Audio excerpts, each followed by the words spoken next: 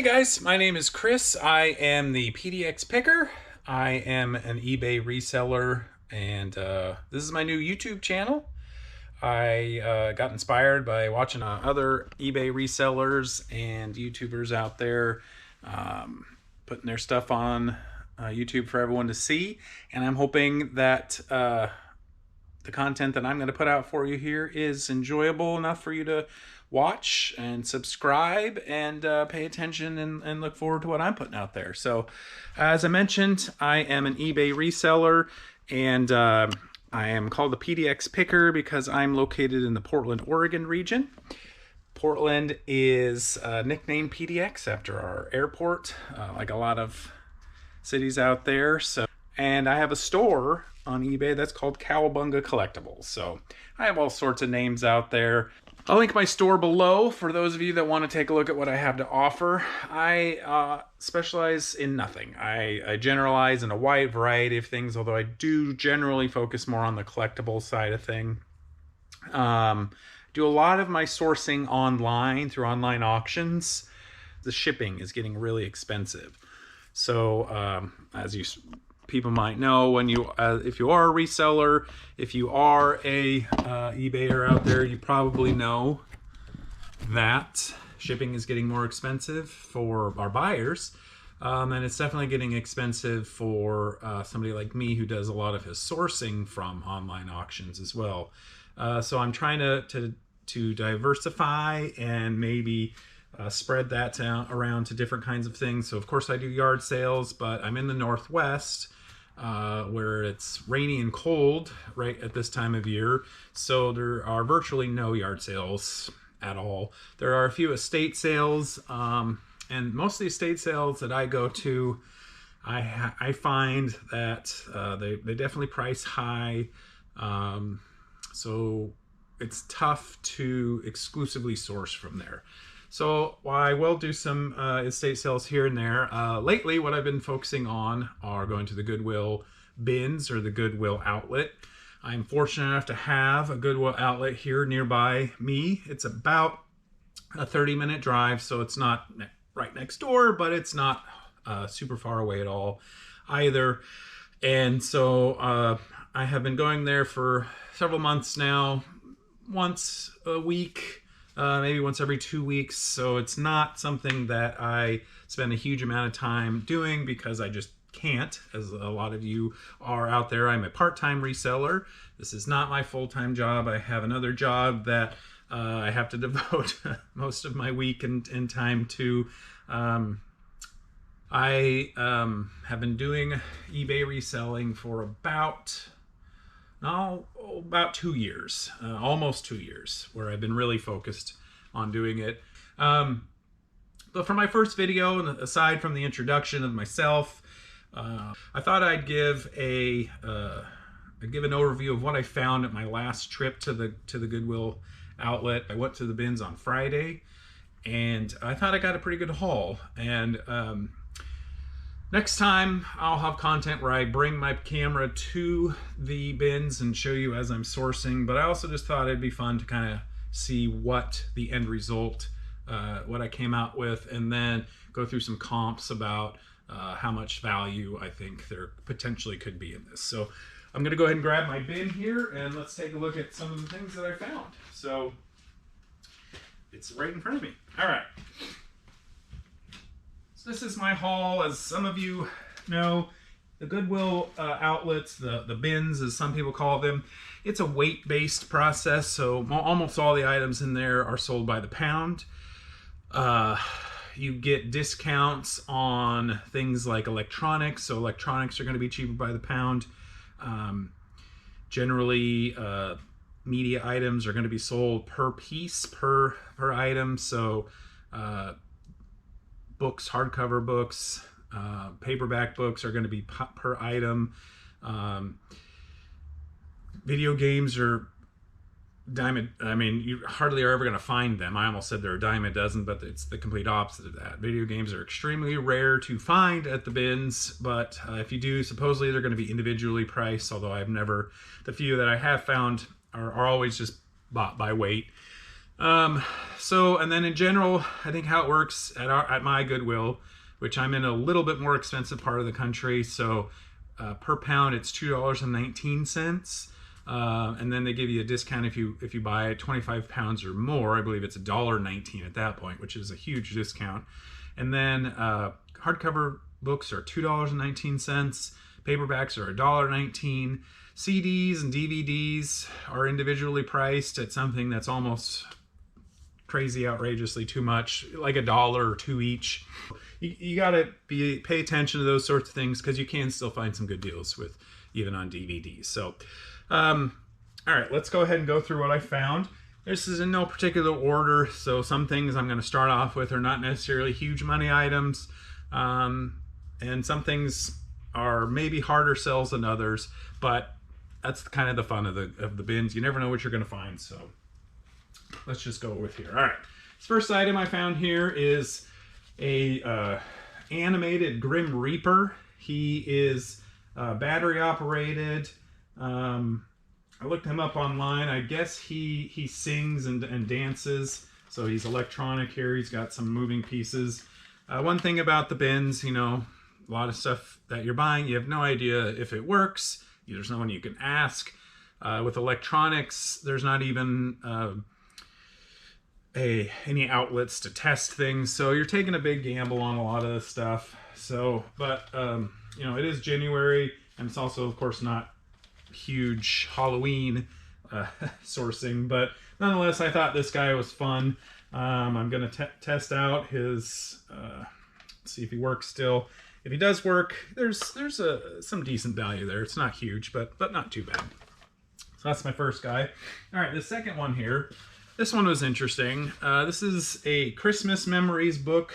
We are outside of Christmas, so this might be one that I hold on to until next year, but a lot of people buy Christmas stuff year-round, so I still went ahead and bought this. This is a memories book that is, I believe, from 1978. I think it says somewhere in here. Yeah, copyright 1978. And inside, there's just places for you to write down Christmas memories. And it's pretty fun. There's places to put photographs. The nice thing about this one is it has not been used at all, so it can be sold as brand new. Some of these do have Goodwill tags on them, because a lot of these items did sit in Goodwill for a while, and maybe they have pulled them because they just were never purchased. So this was originally $3.99, but at the bins, I ended up buying this as hardcover for $2.19. I did see a comp sailing on this one a couple weeks ago, I believe for $45, if not more. I'll throw the comp up here for you guys to take a look at, but a really fun find. Again, I don't know how much I'll get and if I might have to wait until next year, but nonetheless, I was excited for that one. Okay, this here is something that a lot of people might look at and go, why in the world would anyone buy this? But this is, so that says Shadowrun on here. I think you can see that.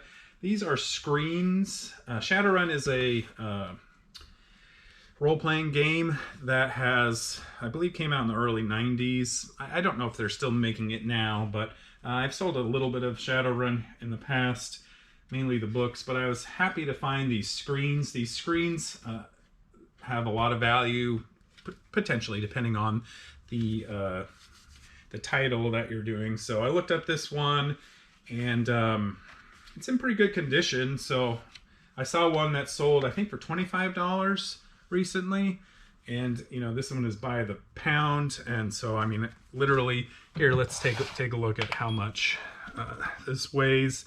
So this weighs 2.5 ounces, so basically, you know, 1/7 of a pound. So we're looking at, what is that, 30 cents. So pretty good. Buy this for 30 cents, sell it for hopefully 25 bucks. So that was a pretty good find. Another book that I found, a Reader's Digest book, which normally I don't focus a lot on Reader's Digest books because those are a dime a dozen. They are all over the place. Every now and then there might be something that's worth it. So I thought I'd look into this. This is called The Treasury of Best Loved Songs, 115 All-Time Family Favorites. It's a sheet music book, and it's in good condition. It's got some writing in it, but overall it is good condition. It's spiral bound, so that helps with the condition. And I had a comp up there. I think it sold for 12, 14 bucks or something like that. So not too bad for that one. Of course, at Goodwill and the bins especially, there's clothes everywhere, and I'm not a big... I don't like to sell clothes. I don't have a huge amount of experience with clothes, but given that I'm going to be sourcing a lot more from the bins, I need to start doing it more and hopefully figuring out how to do it well. I bought quite a few items that I did my best to hopefully buy something good. Like I said, I'm getting into buying clothes now, and I'm doing my best. So I'm gonna go through what I bought here, and this is the big question mark I think of anything that I've bought, is I just don't know how long it's going to take to sell. I think I have a decent idea of what it's going to sell for based off of some comps that I found, but we shall see. So the first item that I found are some women's jeans. These are the brand is Cut From The Cloth. Cut From The Cloth, spelled with K's on the cut and the cloth side of things. So, you know, as I'm looking through these items, I, of course, pull them out and I look for rips, holes, stains, and there wasn't anything on here that was too awful. There's a little wear on the back here, but you also want to find sizes that are hopefully something that people will find, or people will be, you know, people actually are that, a lot of people are that size.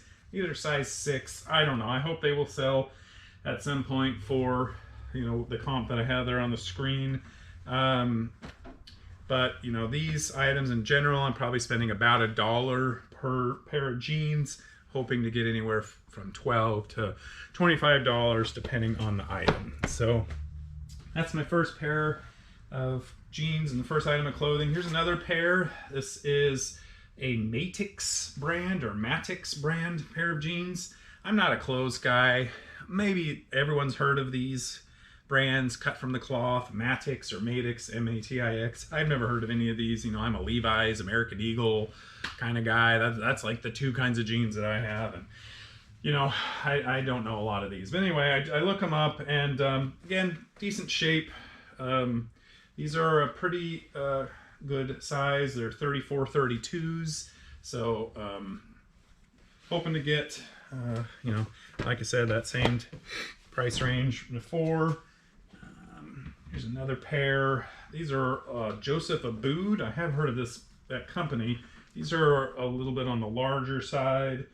And when I comped these, I think these comped out maybe as much as $25. So I thought that was a good pair to pick up. There is a little bit of wear on the bottom here, so I kind of questioned whether I should get them, but I didn't think it was too bad. So maybe I'll might have to discount that $5 or something because of the condition. So next, another thing that I try and buy is you know, you want brands that people have heard of or are very familiar with. So these are Columbia shorts. I think I literally owned this pair of shorts at one point in my life.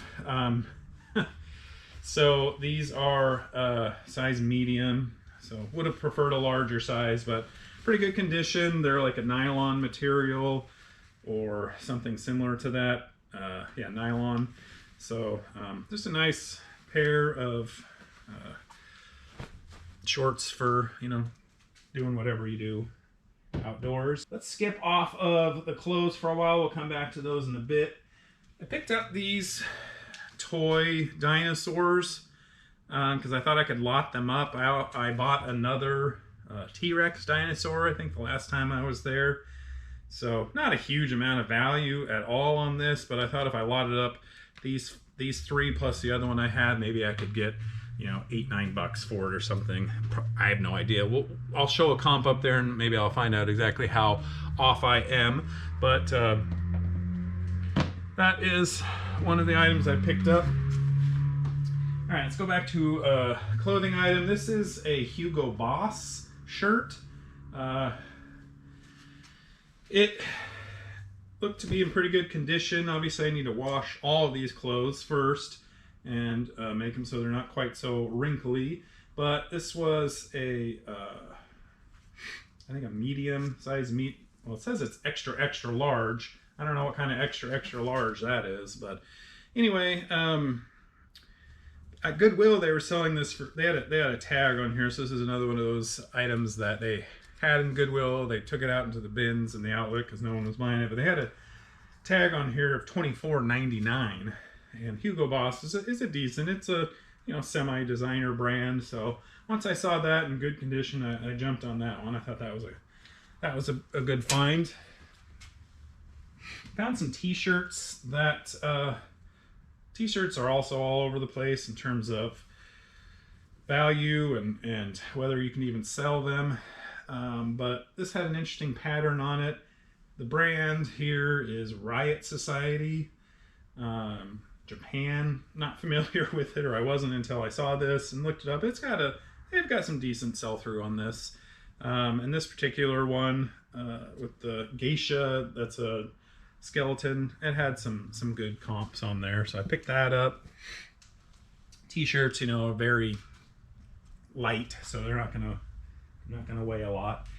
All right, I picked up some shoes, and shoes are can be good, can be bad at Goodwill, as probably a lot of you know. A lot of it depends on condition and all that. So picked up these Brooks running shoes, women's pair. So, you know, the first thing you got to look at, like I said, is condition. Is there a lot of wear on it? Is it coming apart? You know, you do the whole bend test to see if it's cracking or if the sole is separating. And these looked to be in pretty good condition. They definitely need a cleaning. But, you know, there's some decent amount of tread left on here. So, and Brooks are a good brand to sell. They're pretty well known in the running community, but maybe not necessarily in the general population, but they're a good brand, so I picked those up. Here's something I actually had some familiarity with. We've got a Kansas City Chiefs sweatshirt. This is an NFL team apparel brand, so a good brand. So I just basically wanted to look at the condition with this material. These letters, a lot of times they'll crack and peel off. There's a little bit of cracking here, but there's a lot of life left in this one, so I was happy to pick that one up. Go through these really quickly because I'm showing you a lot of clothes and those get boring. Here's a pair of Polero shorts. Looked those up. It's Polero and the Letterpress. Very odd names on some of these clothing companies, but I looked those up and it's a pretty good brand. And these look to be in pretty good condition, even though they are white, and I would be scared to wear anything that color because I'd spill immediately and ruin it. Found one of these. I thought this was funny. I don't know how many of you know about these. I actually purchased one of these as a couple of these as a Christmas present for my nephews last year. These are can cozies or koozies. So you stick your can in there, and it's a brand called Puffin, and they are made to look like jackets, obviously. So it keeps your drink cold, and you know, I think these sell new for $12-15 each. So maybe I can sell this one for $6-8. I don't know, and the weight on it is nothing, so I probably picked up for about 30 cents. Thought that was a fun find. All right, here's the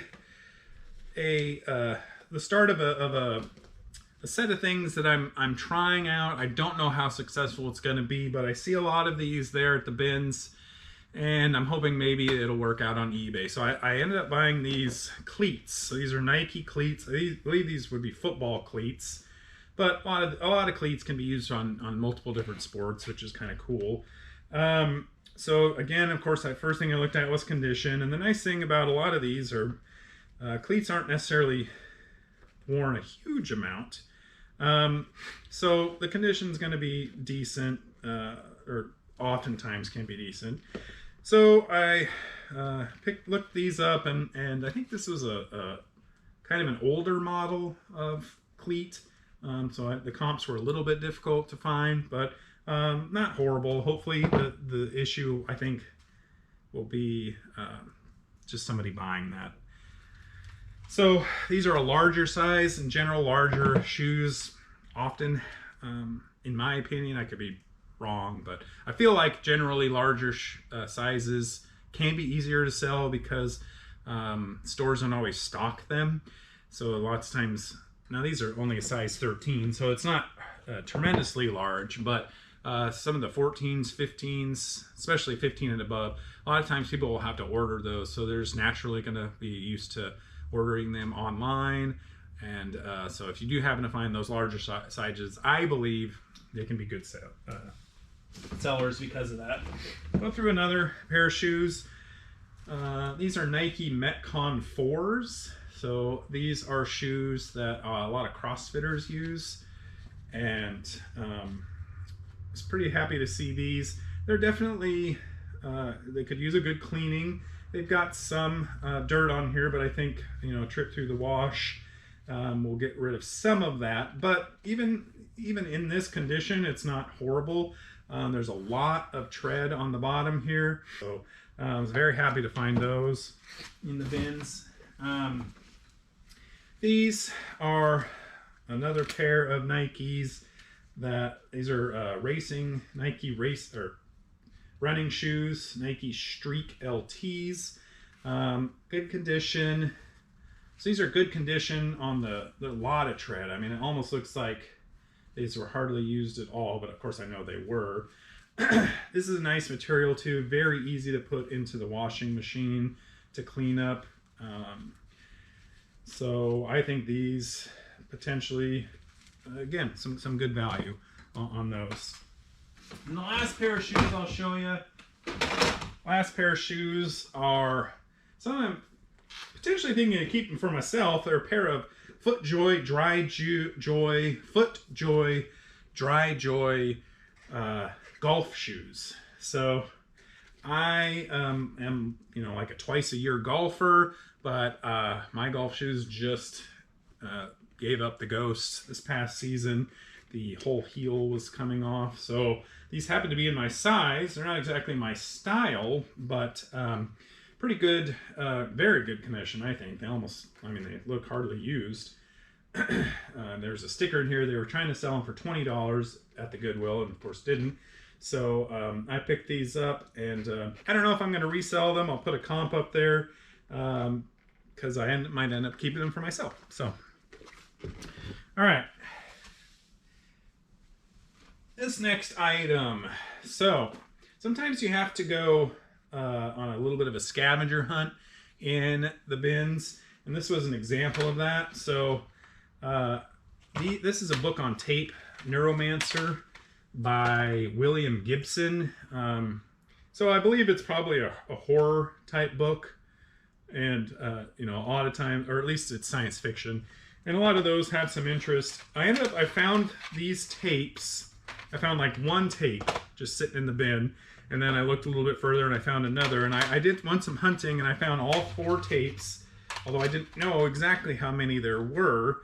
But then when I looked online, that I was able to find that there were 4, but I had only found these 4 tapes. You know, I was a little bit bummed about that, but I went hunting a little further, and then I found the box in a completely different bin. So this was spread out over multiple bins, but I was very happy to find all this together, because I think it just makes the buyer feel a little bit better about purchasing. This has a really good comp. So this cassettes, at my Goodwill at least, are only bought by the pound, so you don't have to pay individually for these. So so that makes these a really good pickup, because the comps on this, there's a new one I think that sold, I think, for $45. This is obviously not new, so I won't be getting that, but maybe 25 bucks on something like this, which, you know, I didn't come anywhere close to paying that much.